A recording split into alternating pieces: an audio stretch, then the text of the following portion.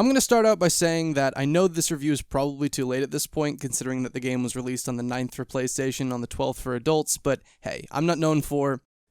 well, anything really, but the thing I'm not known for the most is uploading videos about games while they're still relevant. Also, I made an entire video dedicated to the impact that melons have on gaming, so I clearly don't know what the fuck I'm doing regardless. No Man's Sky is a game that's all about discovering solar systems, planets, plants, and animals. Solar systems, planets, plants, and animals that all have names, residence, infrastructure, and entire economies associated with them. Pretty Columbian definition of the word discovery you got there, Sean. Now, if you'll excuse me, I've got some discoveries to make of my own, like the fact that your game is a hot, steaming pile of garbage. Shammy, I'd actually be interested to see you make a review for a game that you actually like. So would I. Sure would be nice if someone would fucking make one. I'll be perfectly honest, I wasn't ever really on board the hype train for this game, and I'm really surprised anyone still was by the time it arrived, considering the way Sean Murray talked about shit in interviews. I don't know, I'm just saying I probably wouldn't board a train whose destination was Dallas, maybe, we can't really go into the details, but you probably shouldn't go in looking for a Dallas experience. The chances of running into Dallas in a country this big are pretty low. Yeah, it's a lot of text to put on a train, but it was a big fucking train for this game. Not to mention how spooked I'd be when I got on board and realized that I was the only person in my train car while the conductor assured me over the loudspeaker that there might be other people in there with me. Alright, well now that I've effectively tortured that metaphor to the point where even dental records won't be able to identify it, I should probably start talking about the game itself. The gameplay in No Man's Sky essentially boils down to 3 different sections, so to speak. Flying around in space between planets, flying around the planets in atmosphere scanning the surface to find things, and walking around on the ground exploring the terrain and logging your discoveries. 3 unique styles of gameplay that are all boring and frustrating in their own unique ways. Oh goody. Actually, that's not entirely fair. It's closer to 2 styles of gameplay in 1 series of protracted loading screens. Yeah, it's funny. It turns out that in practice, forcing you to fly between each planet semi-manually is actually pretty fucking dull. The quote-unquote gameplay of these sections essentially boils down to you looking at a thing, holding down the spacebar, and then quite literally just staring into space for up to 2.5 minutes while your ship autopilots to the point you're looking at. Except that unlike with a traditional loading screen, you can't just fuck off and do something else for a second, because if you aren't there to stop your ship when it arrives at the destination, well, it just flies right back out of the atmosphere. You want to make a sandwich? Go to the restroom, maybe contemplate your life for a bit, eye up that razor? Well, your spaceship is in orbit now, so you might as well go for it. Not only that, but once every 6 or so hours, your flight will be interrupted so that you can be attacked by some vaguely hostile ships, and let me talk for a second about how this is probably the worst implementation of combat in a space sim that I have ever fucking seen. The first time it happens, it's actually not too bad, considering at that point the game is moving at the breakneck pace somewhere between that of a tortoise and a second dead tortoise, but you will quickly realize that the flight controls are very clearly not designed for dogfighting. Every movement feels clumsy and sluggish, and as a result, the dogfights tend to boil down to you sitting mostly still, firing at all the ships while they whiz around taking potshots at you like in a mod in an airport. You should also know that when this inevitably happens to you, you're probably going to die, because you probably won't have upgraded your guns, because why the fuck would you? To increase the space combat capabilities that you will need roughly 1 time every 5 hours, you'll need to upgrade the weapons on your ship. The issue there is that every upgrade you install requires an inventory slot, and for some fucked reason, your inventory is the one thing that you can't fucking upgrade. The silver lining here is that no matter how bad the space flight is, it's at least twice as good as the flight in atmosphere. The game wrestles control away from you if you do so much as look at a hill the wrong way because it's horrified that you might crash into it, to a point where it feels more like you're riding the spaceship rather than controlling it. It's so fucking handholdy, but in all the wrong places. Like an overprotective mother who won't let their child play Grand Theft Auto, but then uses the money to buy them a 12-gauge shotgun. You want to try and fly in tight canyons through dangerous rock formations, spiking your adrenaline as you narrowly miss a rocky overhang? What do you think this is, some kind of video, James? The most frustrating thing about all this is the fact that the game opens with you waking up after having crashed your spaceship, meaning that there is an entire mechanic built around repairing your crashed spaceship, but the game gimps its own flight controls to ensure that you are incapable of crashing your spaceship.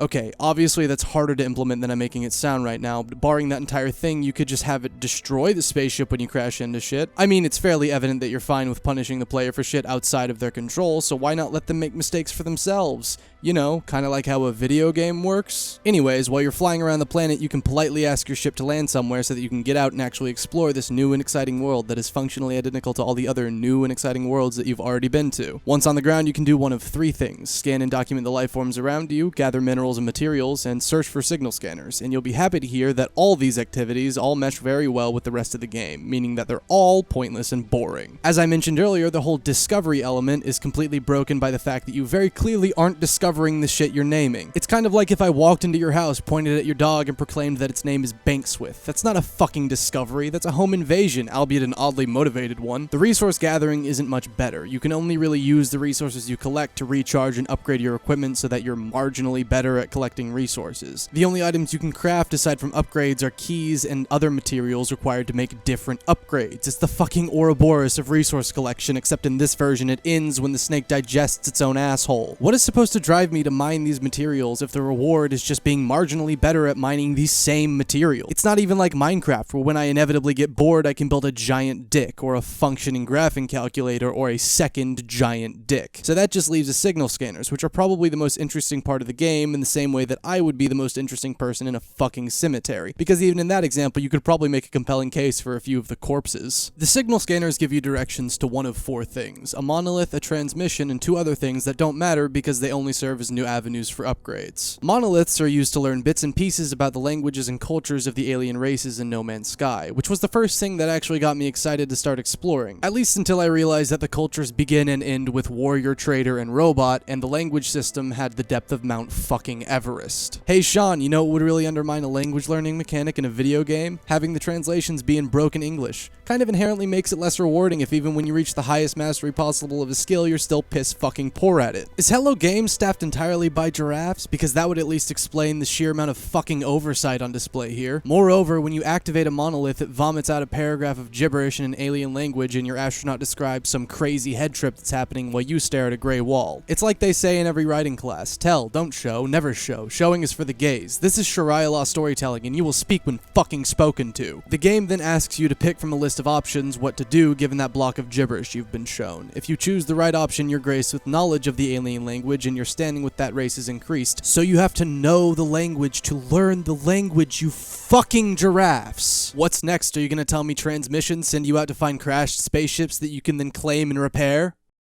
The story of No Man's Sky naturally revolves around the most interesting person in the galaxy: you. A faceless, voiceless space explorer with no memory of who you are or where you come from, and entirely devoid of any defining traits whatsoever. Because nothing weighs a story down like context, am I right? Every story mission essentially boils down to you flying to various atlas points, holding down E, and then looking into a big red ball while it shouts gibberish and occasionally the word interloper at you. As you interact with more atlas interfaces, your character's journal entries transition from confused to devoted as he or she becomes more and more enamored by the big red ball, to an honestly kind of creepy degree. It's implied that the big red ball is basically Robo-Jesus and you're its disciple, traveling the galaxy with the mission of...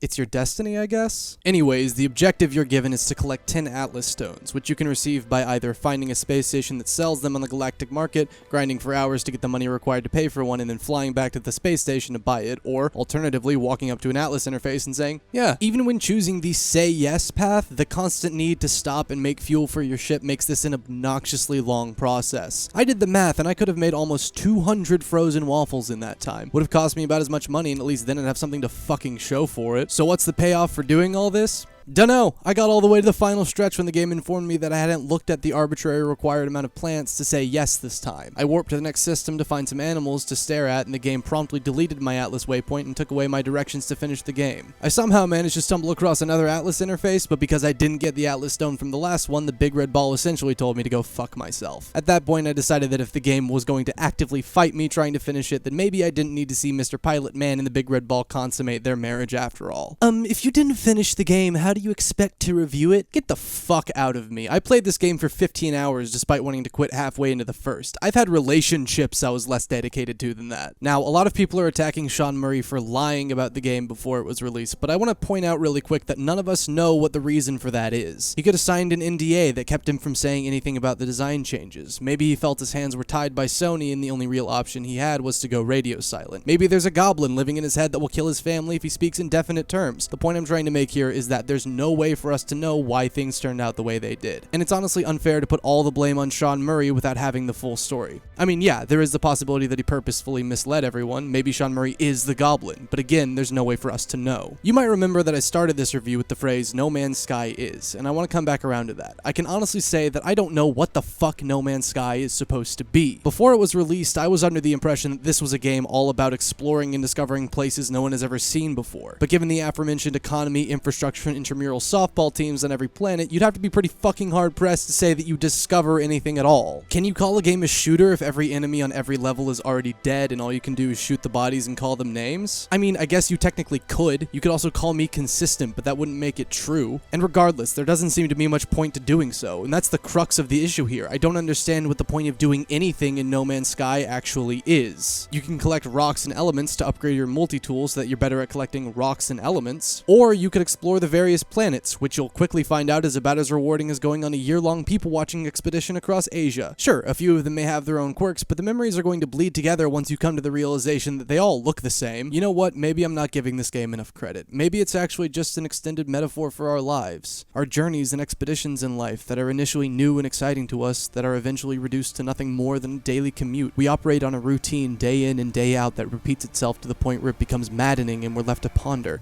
At the end of the day, does anything we do really matter? We are a flash in the pan in the universe that envelops us, primates living on a blue speck as it rockets through a space that exists on a scale beyond our comprehension. It's all just atoms. Are we even capable of doing anything that matters? Is there a point? Because when you stop to think about it, what really is the point of doing anything in life? Aside from getting pussy? The part of my life that matters the most is summarized with heart-stopping lies. We follow society, the American dream. Have jobs, bought a house, mow the grass every week. We follow the law, pay our taxes every year.